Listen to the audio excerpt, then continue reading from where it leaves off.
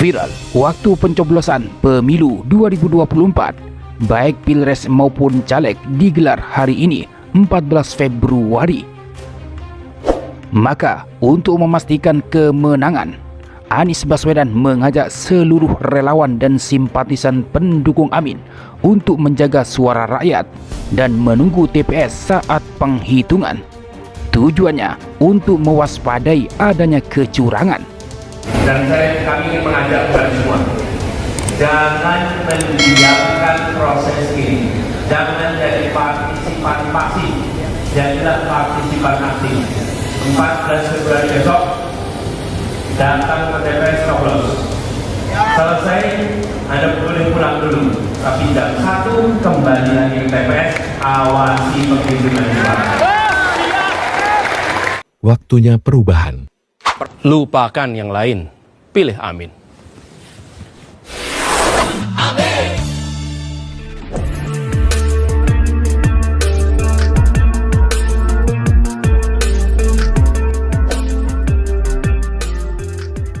Dan pastikan formulir C1 Plano harus bisa diakses publik.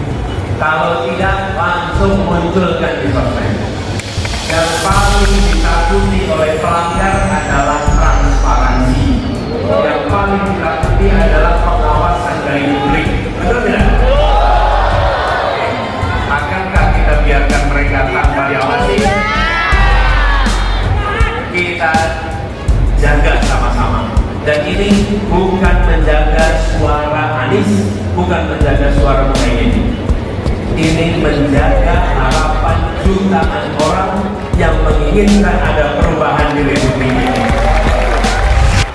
14 Februari 2024 hari ini merupakan momentum rakyat Indonesia merayakan pesta demokrasi 5 tahunan, di mana pada hari ini rakyat Indonesia akan melakukan pencoblosan kertas suara untuk mencari sosok pemimpin yang mampu menjadikan Indonesia adil makmur untuk semua. Maka dari itu, kesempatan pesta demokrasi ini harus digunakan sebaik mungkin untuk menuju perubahan yang lebih baik. Namun, dalam proses demokrasi ini, ada saja upaya pihak-pihak tertentu yang ingin merusak dengan main curang, terutama saat penghitungan kertas suara. Oleh karena itu, calon presiden atau capres koalisi perubahan Anies Baswedan mengajak seluruh relawan, simpatisan dan pendukung Anies Muhaimin atau Amin, selain mencoblos capres-cawapres nomor urut 1, yang tak kalah penting lagi adalah menjaga tempat penghitungan suara atau TPS di setiap tempat mereka. Calon presiden nomor urut 1 itu mengajak masyarakat untuk menjaga pemilu 2024 agar berjalan langsung, umum, bebas, rahasia atau yang disingkat luber, jujur dan adil atau yang disingkat jurdil. Kami mengimbau kepada seluruh rakyat Indonesia, khususnya kepada rakyat yang menjadi pemilih di pemilu 2024, agar bersama-sama bahu-membahu, bergotong royong, ambil sikap turun tangan, ambil bagian menjaga pemilu berjalan dengan luber dan jurdil sesuai amanat konstitusi, kata Anies.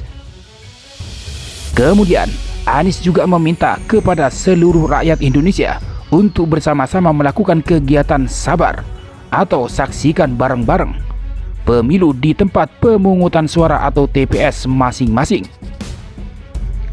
Jangan lupa mengabadikan seluruh proses di TPS, kecuali pencoblosan di dalam bilik suara, sehingga hasil penghitungan suara yang selesai dihitung sesuai dengan isi surat suara yang diumumkan kepada masyarakat, kata Anies.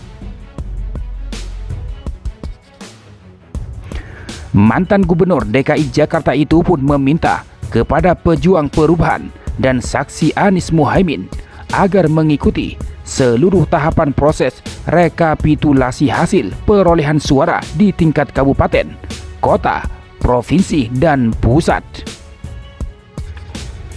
Kemudian lanjut Anies, seluruh saksi Anies Muhaimin diharapkan bekerja sama gotong royong, bahu-membahu tanpa memandang unsur, asal dan golongan serta dari mananya.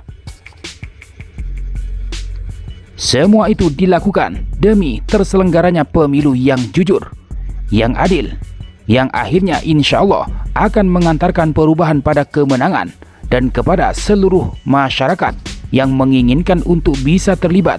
Silakan akses melalui website kawalamin.com, kata Anies.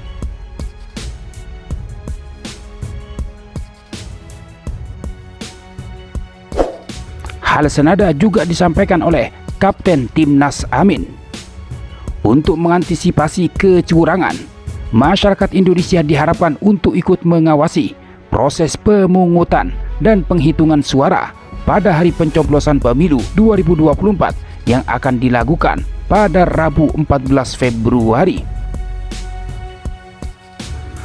Kapten Tim Nasional atau Timnas Pemenangan Anies Baswedan Muhaimin Iskandar atau Amin, Muhammad Syauqi, dalam konferensi pers di Rumah Koalisi Perubahan mengatakan, sejak pelaksanaan pemilu dimulai, Timnas Amin berharap kontestasi pemilu 2024 berjalan secara jujur dan adil atau jurdil demi melahirkan pemimpin yang amanah, juga legal secara politik dan hukum.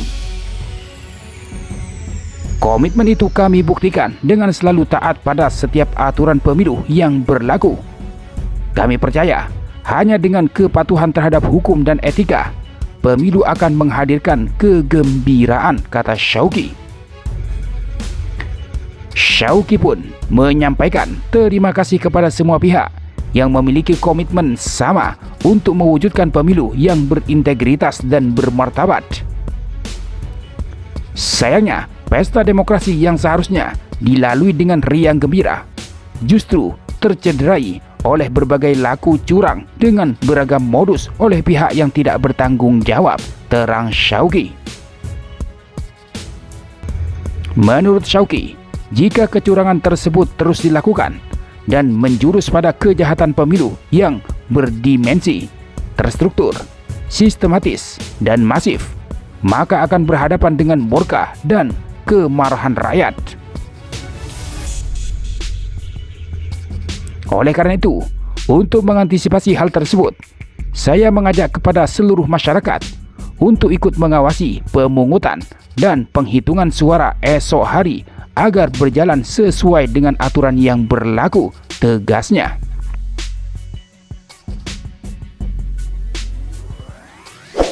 Sementara Ketua KPU menyarankan pemilih untuk mencek surat suara di depan KPPS sebelum masuk bilik.